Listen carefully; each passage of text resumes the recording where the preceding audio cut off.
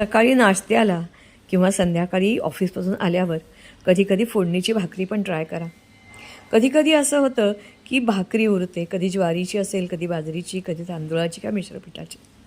याचे असे छोटे छोटे तुकडे करा आणि अर्थातच ग्राइंडरमध्ये टाका. पूर्वी आपण हाताने कुस्करायचो.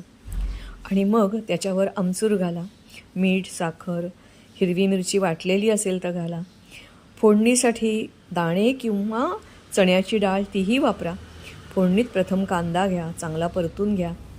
फोडणीतच डाळी घातलेल्या आहेत त्यामुळे त्या कुडकुडीत होतात. आणि मग साखर, मीठ, भाकरी मिक्स करा. हवं तर वर पाण्याचं झाकण ठेवा. 2 मिनटात गरम झाली की भाकरी तयार. व त्याला चव येण्यासाठी कधी दही बरोबर घ्या, कधी कोथिंबीर, नारळ ते वरून पेरा. आणि भाकरी शिळीसुद्धा मायग्रेनसाठी खूप छान असते. ही गोष्ट वाया न घालवणं ही आपली भारतीय संस्कृती आहे, नाही का?